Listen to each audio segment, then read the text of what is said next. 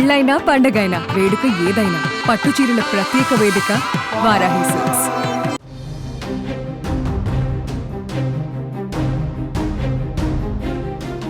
పహల్గామ్ దాడి తర్వాత కాశ్మీర్లో సిచ్యువేషన్ ఎలా ఉందో మనందరికీ ఇప్పటికే తెలిసిన విషయమే. దాడి జరిగిన తర్వాత నుంచి కూడా ఉగ్రవాదుల జాడ కోసం వెతుకుతూ ఉంది భారత ప్రభుత్వం ఉగ్రవాదులపై ఉక్కుపాదం మోపుతున్నట్టుగా మనకి తెలుస్తోంది.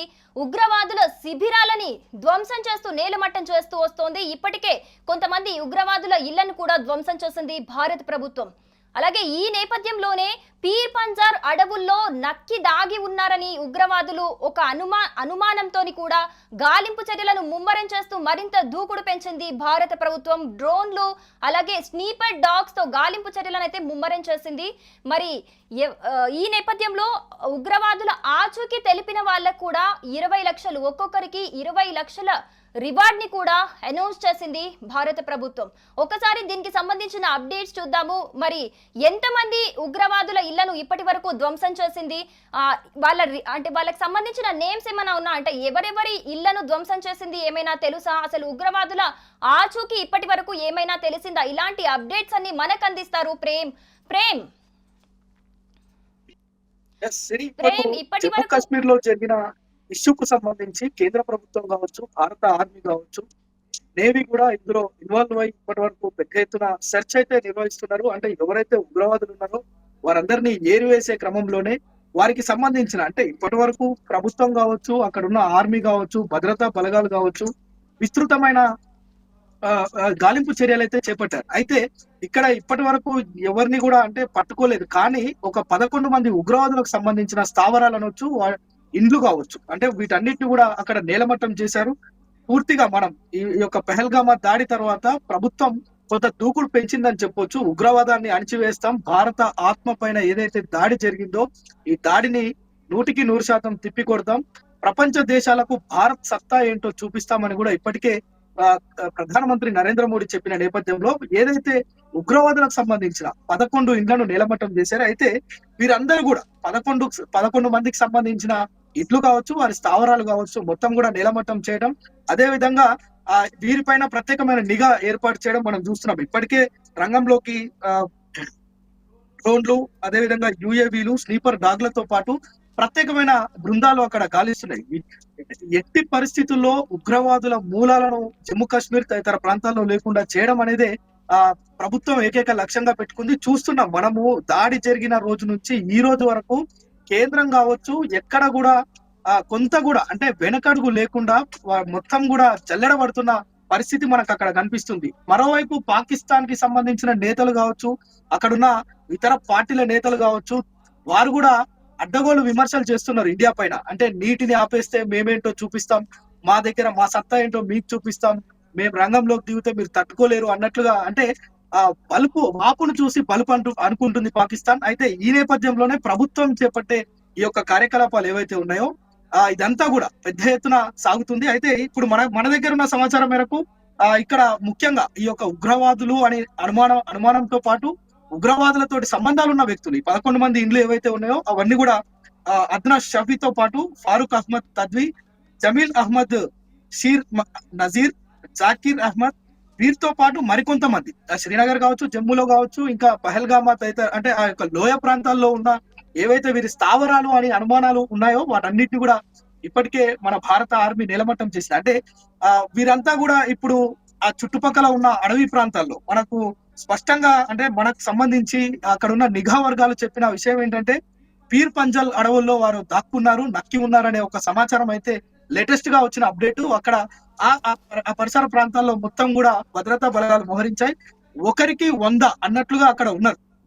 దాదాపు మన దగ్గర ఉన్న ఆయుధ సంపత్తి కావచ్చు, అదే విధంగా తుపాకులు కావచ్చు, మన దగ్గర ఉన్న సిబ్బంది కావచ్చు, ఆర్మీ నేవీతో పాటు ఇంటెలిజెన్స్ వర్గాలు కూడా అక్కడ విస్తృతంగా పనిచేస్తున్నాయి. వీటితో పాటు టెక్నికల్ గా కూడా సపోర్ట్ తీసుకొని, అంటే వీరు ఎలాంటి ఫోన్లు వాడుతున్నారా లేదంటే ఇంకా వేరే ఏదైనా పరికరాలు వాడి వీరు కమ్యూనికేట్ అవుతున్నారా అనేది కూడా చెక్ చేస్తున్నారు. అయితే ఏ క్షణాన కూడా అక్కడ ఎవరు కంటపడ్డా లేదంటే అనుమానం వచ్చినా గానీ అది మొత్తం దహనకాండగా మారే అవకాశం ఉంది. ఎందుకంటే ఎప్పటికప్పుడు మన వాళ్ళు ఎంత అలర్ట్ గా అంటే కనీసం ఏ చిన్న అనుమానం వచ్చినా అక్కడ మొత్తం బ్లాస్ట్ చేసే విధంగా వ్యవహరిస్తున్నారు. అదే విధంగా అజిత్ దోవల్ నేతృత్వంలో వీళ్ళకు స్పష్టమైన గైడ్ లైన్స్ కూడా ఉన్నాయి. మనం ఇప్పటికే చూసినాం అనేక సార్లు.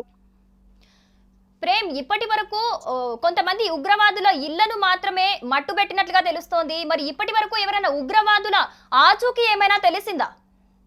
లేదు, ఇప్పటి వరకు మనకు అధికారికంగా అయితే ఎలాంటి సమాచారం లేదు. ఉగ్రవాదులను పట్టుకున్నట్లు గాని, వారిని చంపినట్లు గాని, హతమార్చినట్టు గాని ఇప్పటికీ ఎలాంటి అధికారిక సమాచారం అయితే లేదు. కానీ అక్కడ జరుగుతున్న ఈ ఎంటైర్ సిచ్యుయేషన్ లో మనకు అర్థమవుతుంది ఏంటంటే, ఆ పరిసర ప్రాంతాల్లో ఎక్కడ దాక్కున్నా గానీ వారిని బయటికి తీసి చంపే ప్రయత్నం అయితే మన ఇండియన్ ఆర్మీ అయితే చేస్తుంది. మరోవైపు ఎవరైతే ఇక్కడ ఈ ఉగ్రవాదానికి పాల్పడ్డారో, ఈ యొక్క 26 మంది పర్యాటకుల ప్రాణాలు తీసి జమ్మూ కాశ్మీర్ ను రక్తపాతం చేశారో, ఈ యొక్క రక్తపాతం చేసిన ప్రతి ఒక్కరిని కూడా అణచివేసే క్రమంలోనే స్థానికుల సహాయం కూడా మన ఇంటెలిజెన్స్ వర్గాలు కావచ్చు, భారత ఆర్మీ కావచ్చు, రక్షణ శాఖ కావచ్చు, అదేవిధంగా భారత ప్రభుత్వం కూడా ఒక అడుగు ముందుకేసింది. ఎందుకంటే స్థానికుల సహాయం తీసుకుందామనే ఒక ఆలోచనతోటి ఎవరైనా ఉగ్రవాదులకు సంబంధించిన సమాచారం ఇస్తే 20 లక్షల రివార్డు కూడా ప్రకటించింది. అదే ప్రేమ్, ఇప్పుడు ఎల్ఓసి గుండా కూడా సరిహద్దు దాటాలని కొంతమంది ఉగ్రవాదులు ప్రయత్నిస్తున్నారు అనే అనుమానంతోని కూడా అక్కడ స్థానికులు ఎవరైనా ఉగ్రవాదుల ఆచూకీ తెలియజేస్తే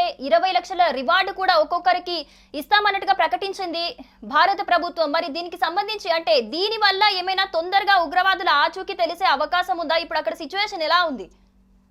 ఎగ్జాక్ట్లీ, ఎందుకంటే ఏదైతే ఉగ్రవాదులు ఉన్నారో ఆ చుట్టుపక్కల ప్రాంతాలు మనం చెప్పినట్లుగా ఇక్కడ ఉన్న ఫిర్ పంజాల్ అడవులు కావచ్చు, ఆ చుట్టుపక్కల ఉన్న ఫారెస్ట్ ఏరియాల్లో వీళ్ళు నక్కి ఉన్నారనే సమాచారం అయితే పర్ఫెక్ట్ గా ఉంది. అయితే వీరు తప్పించుకునే ప్రయత్నం, మనకు తెలుసు ఎవరైనా తప్పు చేసినప్పుడు లేదంటే ప్రాణాలు పోతాయని తెలిసినప్పుడు తప్పించుకునే ప్రయత్నం చేస్తారు. అదే పనిలో ఇప్పుడు ఉగ్రవాదులు కూడా ఉన్నట్లుగా తెలుస్తుంది. అయితే వీరు ఏ క్షణానైనా వీళ్లకు అవకాశం ఉన్న చోట తప్పించుకునే ప్రయత్నం చేస్తారని మన భారత ఆర్మీ మొత్తం కూడా ఎల్ఓసి ప్రాంతాలు అయితే ఏంటి, పాక్ ఆక్రమిత కశ్మీర్ ఏదైతే ఉందో ఆ పిఓకే ప్రాంతాల్లో కూడా భద్రతా బలగాలు మోహరించారు. అదే విధంగా మనకు సంబంధించిన యుద్ధ సామాగ్రి కూడా ఆడ పెద్ద ఎత్తున ఉంది. మనం నిన్ననే చెప్పుకున్నాం, ఏదైతే బార్డర్లలో వ్యవసాయం చేస్తూ జీవనం సాగిస్తున్న రైతులు ఉన్నారో వారికి స్పష్టమైన ఆదేశాలు జారీ చేసింది రక్షణ శాఖ. ఎవరు కూడా పొలాల వద్దకు వెళ్ళొద్దు, ఎందుకంటే ఏ క్షణాన ఏం జరుగుతుందో తెలియని పరిస్థితి.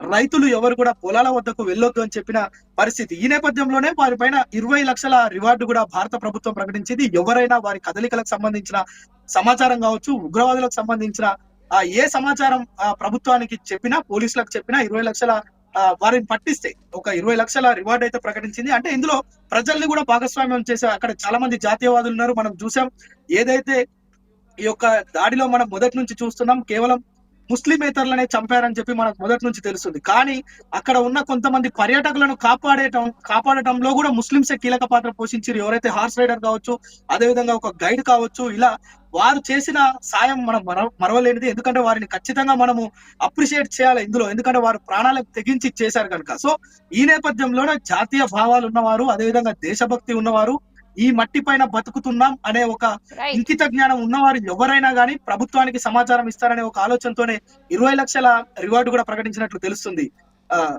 Right Prem, thanks for the details. So మొత్తంగా చూసుకుంటే గనక ఉగ్రవాదుల గాలింపు చర్యల్లో అయితే దూకుడు పెంచింది భారత ప్రభుత్వం. ఉగ్రవాదుల ఆచూకీ తెలిపిన వారికి ఒక్కొక్కరికి కూడా 20 లక్షల రూపాయల రివార్డ్ అయితే ప్రకటించింది.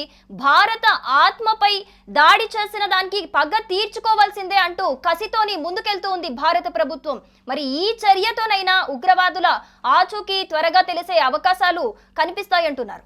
సుమన్ టీవీలో మీ పర్సనల్ అండ్ బిజినెస్ ప్రమోషన్స్ కోసం కింది నెంబర్కి కాంటాక్ట్ చేయండి.